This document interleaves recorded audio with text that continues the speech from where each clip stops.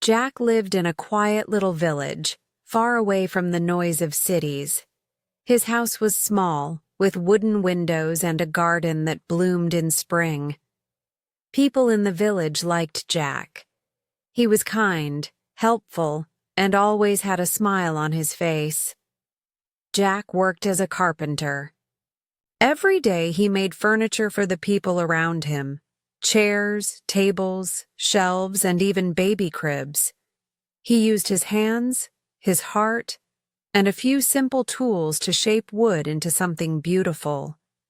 He loved his work: the sound of a hammer, the smell of fresh wood, and the feeling of creating something from nothing. It made him happy. But deep inside, Jack carried a quiet dream. A dream that he never shared with anyone. He wanted to travel. He wanted to leave the village just once, see the world beyond the green fields and tall trees, and visit places with big buildings, new faces, and different stories. Each evening, after finishing his work, Jack sat on the wooden bench outside his home and looked at the sky. The birds flew far into the horizon, and he often whispered to himself, "One day I'll go too." But life stayed the same. He had never been far from his village. His days were filled with work, and his nights with tired sleep. The dream of travel stayed folded like an old letter in his heart, quiet, unopened, but alive. Then one morning, something unexpected happened. Jack received a letter. It was written in neat handwriting on a light blue envelope. It was from his cousin, Sarah, who lived in a big city far away. Jack's heart beat faster as he opened it. The letter said, "Dear Jack, I hope you're doing well. I miss you. I want you to visit me. There's something important I want to show you. Love, Sarah." Jack held the letter in his hands for a long time. He read it again and again. The words felt warm, like a gentle hand reaching out to him from far away. He looked around his small workshop, then at the road outside. He knew what he had to do. He packed a small bag with a few clothes and some of his favorite tools he had used for years. He didn't know what Sarah wanted to show him, but he trusted her. The next morning, Jack boarded a bus to the city. It was the first time he had ever left the village.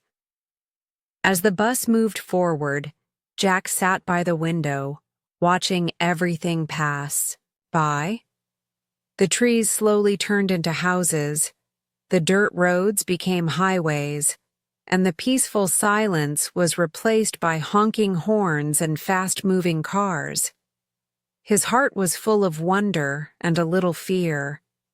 He didn't know what to expect, but he was ready for something new. After many hours, the bus reached the city. Jack stepped off, holding his bag tightly. The buildings were tall, so tall they touched the clouds. People rushed past him, everyone moving fast, talking, walking, laughing. And then he saw her. Sarah stood at the station, waving at him with a big smile. "Jack," she called. Jack smiled back and walked toward her. As she hugged him, she said, "I'm so glad you came. I've missed you." "I've missed you too," Jack said. "Now tell me, what's this important thing you wanted to show me?" Sarah smiled. "Come with me," she said. "You'll see." And with that, Jack's quiet life began to change. A simple letter had opened a door, and behind that door, a new journey was waiting. Jack followed Sarah through the city streets, his eyes wide with wonder. Cars moved fast, people walked quickly, and tall buildings reached high into the sky. Everything was loud and bright. It was so different from the quiet village he had always known. Sarah smiled as she guided him. "You'll get used to it," she said. After walking for a while, they reached a big building made of red bricks. On the wall above the door was a sign that read, "Community Center." Jack looked at it with curiosity. Sarah opened the door and said, "This is where I work. Come inside." They entered a large room filled with people. Some were reading books. Some were learning how to use computers, and others were sitting in small groups, talking or sewing. The room was full of energy, but also full of kindness. Jack looked around in amazement. "What is this place?" he asked. Sarah smiled proudly. "We help people here. We teach them new skills, help them find jobs, and give them a safe place to grow." Jack nodded slowly. He had never seen anything like it. Sarah walked over to a kind-looking man. "Jack, this is Mr. Brown, the director of the center." Mr. Brown stood up and shook Jack's hand warmly. "So, you're the famous carpenter Sarah told me about." Jack blushed a little. "I don't know about famous, but yes, I make furniture." Mr. Brown looked thoughtful. "Well, we need someone like you. Our center could use new tables, chairs, and shelves. Could you help us build them?" Jack was surprised by the offer. He had come only to visit, but now someone needed his help. He paused for a moment, then smiled. "Yes, I'd be happy to help." The next morning, Jack returned to the center with his tools. He began working with a small group of people, some young, some older, teaching them how to measure, cut, and build. At first, many of them were unsure. They had never used tools before. But Jack was patient. He showed them how to hold a hammer, how to smooth the edges of a wooden plank, and how to stay safe. Soon, the room was filled with the sounds of learning, saws cutting, nails tapping, and people laughing when they made little mistakes. Jack felt something special in his heart. In the village, he had worked alone. Here, he was working together, with people who wanted to learn, grow, and improve their lives. At the end of each day, he went home tired but full of joy. He saw progress in every table made, every smiling face, and every proud pair of hands, holding a finished chair. One evening, after a long day of work, Sarah made dinner for them both. They sat together, eating warm food and sharing stories. "I never thought I'd do this," Jack said quietly. "Teaching, helping, being part of something so big." Sarah smiled. "You're not just helping people, Jack. You're changing lives."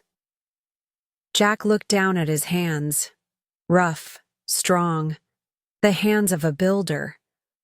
For the first time in a long time, he felt like he was doing more than making things. He was building hope. He didn't know it yet, but this was only the beginning. Quiet Village Carpenter had stepped into a city filled with strangers, and in doing so, he had found a new family, a new purpose, and a new version of himself. Jack's days at the community center became full of purpose. Every morning he arrived early with his tools, ready to teach and build. People greeted him with smiles. Children ran up to him, curious about the wooden pieces he carried.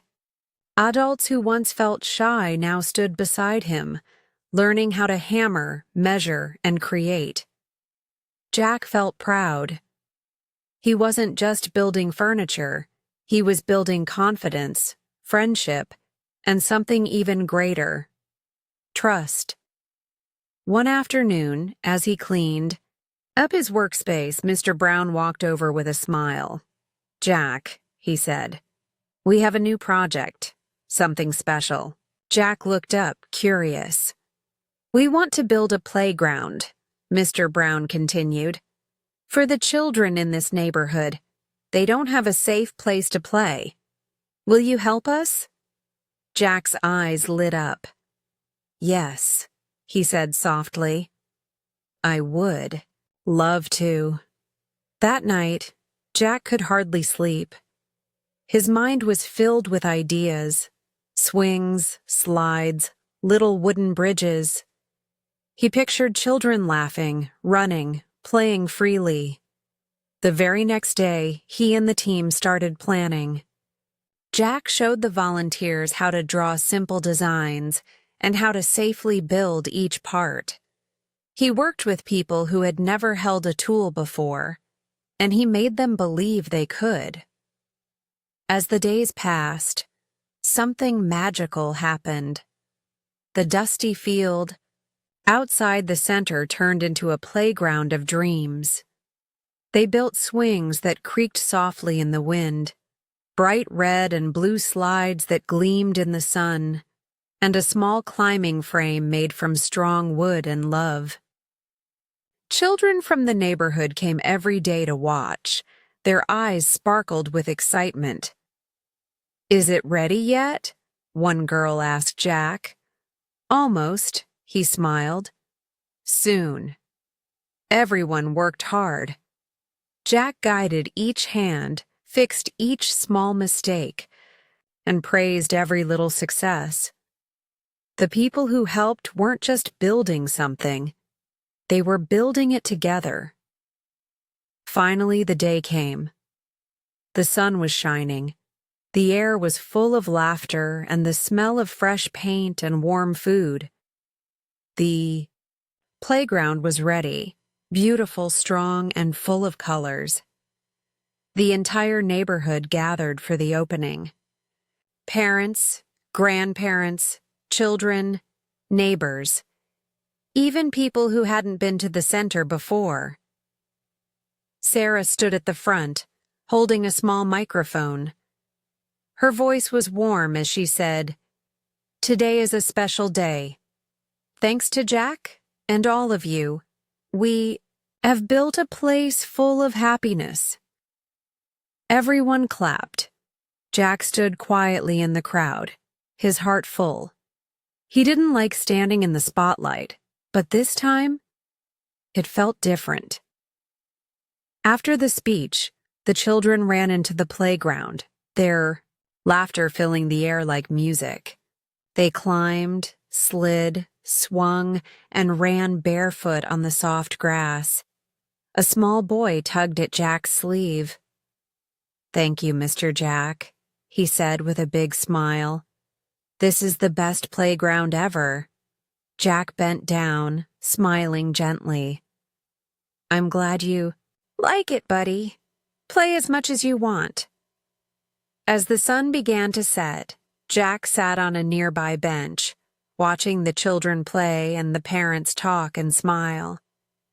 He felt something deep inside him: peace. He had come to the city for a visit. He thought he'd stay a few days, maybe a week. But now he knew this was more than a visit. He was part of something, and he was just getting started. After the playground opened, Jack felt even more connected to the people at the community center. Children waved to him on the street. Parents thanked him with warm smiles. His heart felt full. He never imagined that building with wood could build love, too. Jack stayed busy. He taught carpentry classes during the day and helped repair old furniture in the evenings. More people joined the center, wanting to learn from him. They didn't just see him as a teacher, they saw him as a friend. One morning, Mr. Brown gathered everyone for a meeting. The room was quiet, waiting for his words. "I have good news," Mr. Brown said. "There's a community center in another city. They've heard about our work, and they need our help." Gasps and excited whispers filled the room. "They want us to visit and teach what we've learned here," he continued. "We'll travel as a team, share our skills, our ideas, and build something beautiful." Jack's eyes lit up. Travel. The dream he had hidden for so long. "I'd love to go," he said softly. Mr. Brown smiled. "I was hoping you'd say that." The next week was full of preparation. Jack helped pack tools, supplies, wood, and simple designs. The center buzzed with energy. People hugged each other and wished the team good luck. Finally, the day came. Jack stepped onto a bus with his bag over his shoulder and his heart beating fast. This wasn't just a ride. It was a dream coming true. As the bus moved through the countryside, Jack watched the changing scenes. Rolling hills, rivers, forests, and finally, new buildings came into view. A new city waited for them, new people, new stories. When they arrived, the team was welcomed with open arms. The new community center was small and needed care, but the people were kind, and their hearts were full of hope. Jack got to work right away. He showed the volunteers how to build strong tables. He helped young people hold a hammer for the first time. He listened to their stories, their dreams, their fears. Every day he taught, laughed, and built. And every night he felt more connected to these strangers who were slowly becoming friends. One evening, the team sat around a small campfire outside the center. The sky was full of stars, and the air was cool and quiet. They shared stories from their lives. They laughed about mistakes made during building and smiled at the progress they had made.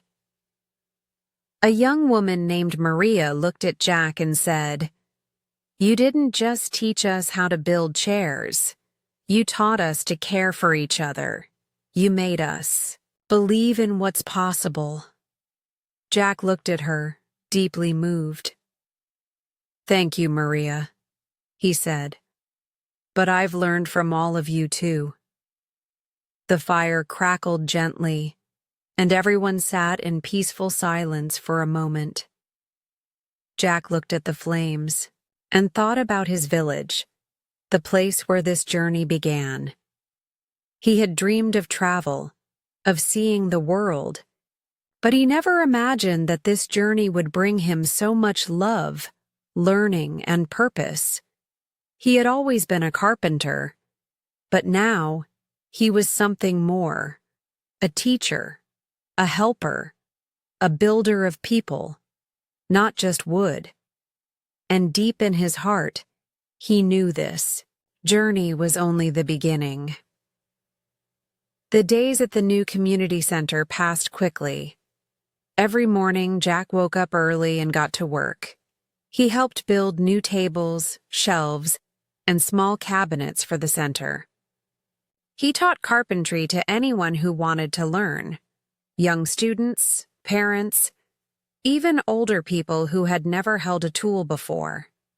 He smiled through tiredness. He cheered when others succeeded. He listened when someone needed to talk, and he always believed in them. The people there didn't have much, but they had heart. They worked hard and helped one another. Jack felt lucky to be among them. He wasn't just sharing his skills, He was becoming part of a new family. Each evening, the team sat together for dinner or around a small fire, laughing and telling stories. One night, Maria, who had once been too shy to hold a hammer, looked at Jack and said, "You didn't just help us build furniture. You helped us believe we could build our future." Her words touched something deep inside him. Jack didn't say much that night. He just smiled and looked up at the stars. He knew he had found something greater than he ever imagined. A few weeks later, the work in the new city was done. The center looked beautiful. It had furniture, learning spaces, and a small playground, just like the one back home. The team packed their bags and said their goodbyes. There were hugs, tears, and promises to stay in touch. As the bus pulled away, Jack looked out the window at the waving hands, the smiling faces, and the tiny children holding hands near the playground.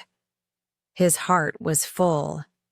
When he returned to the original community center, everything felt familiar again. But something inside Jack had changed. He was stronger, wiser, and more peaceful. He kept teaching. He kept building. But now people came from nearby towns, wanting to learn from him. He never turned anyone away. Time passed. Jack traveled to more cities.